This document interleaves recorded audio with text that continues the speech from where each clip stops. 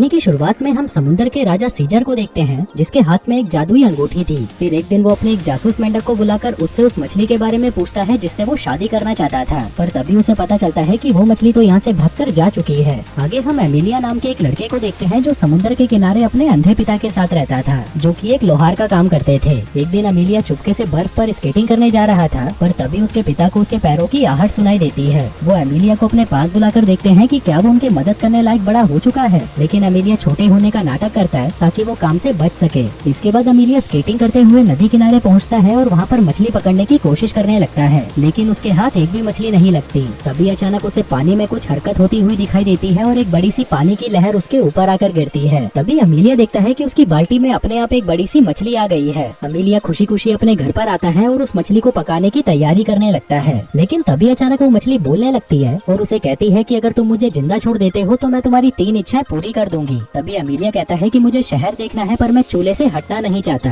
तभी वो मछली उसे चूल्हे के साथ ही बाहर ले आती है और वो शहर की तरफ जाने लगते हैं। इसी दौरान एमिलिया को बहुत ठंड लग रही थी और तभी वो उस मछली से अपनी दूसरी इच्छा मांगता है। वो कहता है कि अभी के अभी गर्मियाँ शुरू हो जाएं। तभी हम देखते हैं कि हर जगह से बर्फ पिघलने लगती है और चारों तरफ हरियाली आ जाती है। वहीं बर्फ की सड़क भी पिघल जाती है और एमिलिया पानी में गिर जाता है। आगे एमिलिया वहाँ से बाहर निकलता है, पर तभी हम देखते हैं कि वो काफी मायूस था क्योंकि उसने अपनी 2 इच्छाएं यूं ही खराब कर दी थी। इसी दौरान वहाँ पर कुछ डाकू आ जाते हैं, लेकिन जब उन्हें एमिलिया से कोई भी कीमती चीज नहीं मिलती तो वो उसकी मछली को ही उठाकर ले जाने लगते हैं। लेकिन एमिलिया मछली को खोना नहीं चाहता था, इसलिए वो उनसे बाल्टी छीनकर उस मछली को वापस नदी में फेंक देता है। लेकिन तभी वो डाकू उसे ऐसा करने की सजा देते हैं और उसे पेड़ से उल्टा लटका देते हैं। फिर थोड़ी देर बाद वो नदी के अंदर से एक लड़की को आते हुए देखता है, जो एमिलिया के पास आकर उसे आजाद कर देती है। एमिलिया भागकर उस मछली को देखने के लिए नदी के पास आता है, लेकिन उसे वो मछली कहीं नहीं दिखती। तभी वो लड़की उसे अपना नाम विसिलिसा बताती है। अब उसकी आवाज सुनते ही एमिलिया समझ जाता है कि ये वही मछली है। तभी वो विसिलिसा का स्कार्फ चुरा लेता है ताकि वो वहाँ से जा ना सके।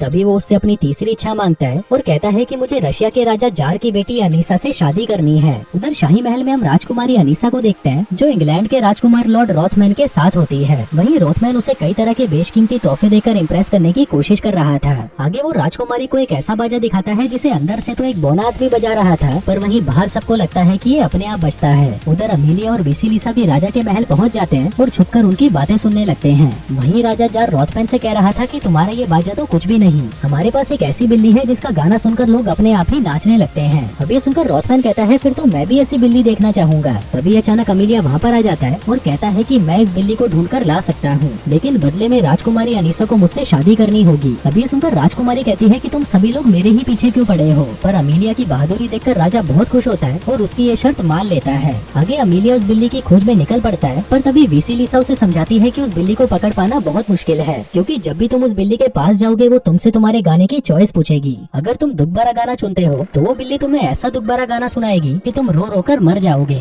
लेकिन अगर तुम खुशी वाला गाना चुनोगे तो उस बिल्ली का गाना सुनकर तुम नाचने लग जाओगे और तुम तब तक नाचोगे जब तक तुम्हारी मौत ना हो जाए। लेकिन एमिलिया को इससे कोई फर्क नहीं पड़ता और वो विसिलिसा के साथ उस बिल्ली को ढूंढने के लिए जंगल में पहुंच जाता है, जिसके बाद वो दोनों काफी मुश्किल रास्तों को पार करते हुए उस बिल्ली तक भी पहुंच जाते हैं। तभी वो बिल्ली उसे गाना चुनने को कहती है, जिस पर एमिलिया दुख भरा गाना चुनता है। फिर जब वो बिल्ली गाना गाने लगती है तो एमिलिया भी उसके साथ गाने लगता है, क्योंकि ये वही गाना था जो बचपन में उसकी माँ उसे सुनाती थी। लेकिन जब वो बिल्ली देखती है कि उसके गाने से इसको कोई फर्क नहीं पड़ रहा तो वो खुद ही रोने लग जाती है, जिसके बाद वो एमिलिया के साथ चलने के लिए तैयार हो जाती है। उधर दूसरी तरफ विसिलिसा को सीजर का जासूस मेंढक मिलता है, जो उसे बताता है कि शादी की सारी तैयारियां हो चुकी हैं। वहीं ये सारी बातें एमिलिया भी सुन रहा था, लेकिन उसे कुछ भी समझ नहीं आता। तभी विसिलिसा उसे बताती है कि एक बार सीजर ने उसे एक शिकारी के जाल से बचाया था, इसलिए विसिलिसा पर सीजर का एहसान है और इसके बदले में सीजर उससे शादी करना चाहता है। आगे वो दोनों वापस महल पहुंच जाते हैं, जहां रॉथमैन अनीसा से शादी का हाथ मांग रहा था, पर तभी एमिलिया बिल्ली के साथ वहां पर आ जाता है। फिर जल्दी ही बिल्ली गाना गाना शुरू कर देती है और वहां मौजूद सभी लोग नाचने लगते हैं, पर तभी राजा उससे परेशान हो जाता है और उस बिल्ली को वहां से ले जाने का हुक्म देता है। वो एमिलिया की बहादुरी देखकर बहुत प्रभावित था, लेकिन वही राजकुमारी एमिलिया जैसे किसी आम इंसान से शादी नहीं करना चाहती थी, इसलिए वो एमिलिया को कहती है कि अगर तुम्हें मुझसे शादी करनी है तो तुम्हें मेरा एक और काम करना होगा। उसी रात राजकुमारी अपनी माँ जरीना की आत्मा से मिलती है, जहाँ जरीना उसे एमिलिया के लिए एक बहुत ही खतरनाक काम बताती है।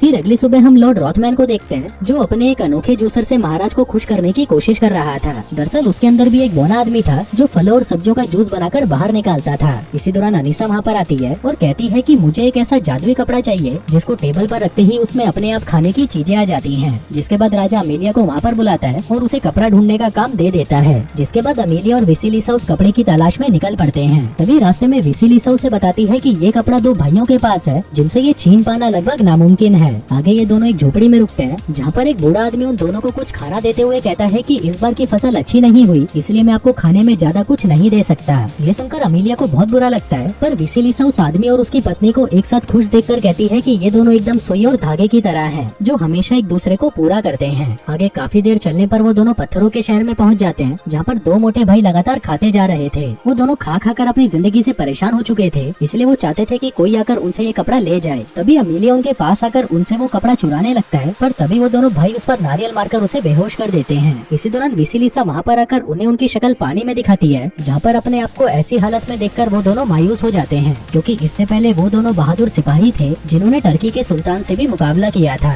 लेकिन अब वो दोनों इतने मोटे हो चुके थे कि चलकर यहाँ से बाहर तक नहीं जा सकते थे। आगे वो वेसिलिसा को वो कपड़ा ले जाने देते हैं, पर तभी अचानक उनका मन बदल जाता है। लेकिन तब तक वेसिलिसा, अमीलिया और वो कपड़ा दोनों को लेकर वहाँ से निकल चुकी थी। आगे जब अमीलिया को होश आता है तो वो अपनी होने वाली पत्नी अनीसा के बारे में सोच कर बहुत खुश होता है, पर तभी वेसिलिसा उसे समझाती है कि वो राजकुमारी तुम्हें जान से मारना चाहती है और तुम उसके प्यार में पागल हो रखे हो। लेकिन अमीलिया उसकी बातों पर ज्यादा ध्यान नहीं देता। आगे वो वेसिलिसा को एक कविता सुनाता है जो उसने अनीसा के लिए लिखी थी, जिसके लास्ट में वो उसे शादी के लिए प्रपोज करता है। लेकिन वही वेसिलिसा उसकी कविता में इतना खो चुकी थी कि वो उसे ही शादी के लिए हाँ कर देती है। आगे वो अमीलिया से कहती है कि तुम्हें किसी और से शादी करनी चाहिए, न कि उस बददिमाग अनीसा से। इसके बाद जब वो दोनों कपड़ा लेकर वापस आते हैं तभी अनीसा तक भी ये खबर पहुंच जाती है कि अमीलिया उस कपड़े को लेकर आ चुका है। आगे जब राजा और अनीसा अमीलिया के पास जाते हैं तो वो देखते हैं कि अमीलिया शहर में फ्री का खाना बांट रहा था। आगे अनीसा कहती है कि अब वो अमीलिया से शादी करने के लिए तैयार है, लेकिन उसकी एक आखिरी शर्त है कि उसे अनीसा की मरी हुई माँ से शादी के लिए इजाजत लेनी होगी। वहीं अमीलिया एक बार फिर से इस शर्त को पूरा करने के लिए तैयार हो जाता है। फिर रात को वेसिलिसा अमीलिया को मरे हुए लोगों की दुनिया में जाने का रास्ता बताती है, लेकिन साथ ही वो उसे चेतावनी देते हुए कहती है कि आज तक कोई भी इस दुनिया से वापस नहीं आया।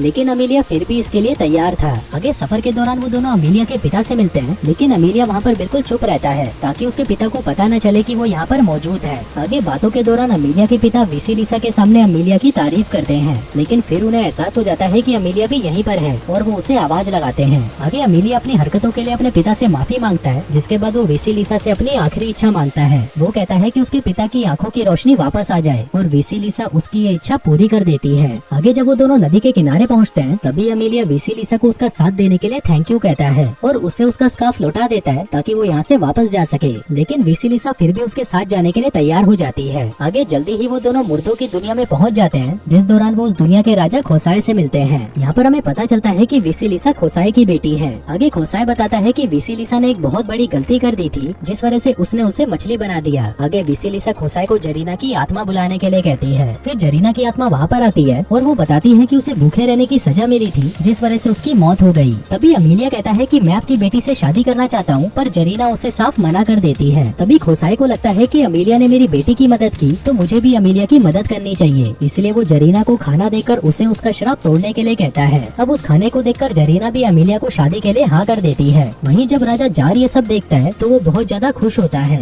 उधर वेसिलिसा अपने पिता को अलविदा कहती है, जहाँ उसके पिता बताते हैं कि यहाँ से निकलते ही अमीलिया ने जो कुछ भी देखा है वो सब कुछ वो भूल जाएगा। अब ये सुनकर वेसिलिसा दुखी हो जाती है, लेकिन फिर वो अमीलिया की तरफ देखकर मुस्कुराने लगती है। फिर अगली सुबह जैसे ही अमीलिया की आँख खुलती है तो वो वेसिलिसा को भूल चुका होता है। वो किनारे पर आते ही वहाँ से भाग जाता है और वेसिलिसा फिर से मछली बनकर समुद्र में चली जाती है। आगे अमीलिया अनीसा के पास आता है, लेकिन वो उसे कहता है कि अब मैं किसी और से प्यार करता हूँ, लेकिन मुझे ये याद नहीं कि आखिर वो है कौन। अब ये सुनते ही अनीसा उसे गिरफ्तार करवा लेती है, जिसके बाद उसे चौराहे पर बांधकर ऐलान किया जाता है कि उसने जो भी ये सब काम किए हैं वो सब काम इसने जादू की मदद से किए हैं, इसलिए राजकुमारी अनीसा को धोखा देने के जुर्म में उसे मौत की सजा दी जाती है। अब ये सुनते ही राजा जार निराश होकर वहाँ से चला जाता है। वहीं अपने आखिरी समय में अमीलिया अपने बचपन और अपने पिता के साथ बिताए हुए पलों को याद करता है, लेकिन तभी एक बार फिर से वहाँ पर वेसिलिसा आ जाती है और अनीसा से कहती है कि अगर तुम अमीलिया को आजाद कर दोगी तो मैं तुम्हारी कोई भी 3 इच्छाएं पूरी कर दूंगी, जिस पर अनीसा भी खुशी खुशी ये शर्त मान जाती है। आगे अनीसा अपनी पहली इच्छा मांगती है और खुद को रानी बना देती है,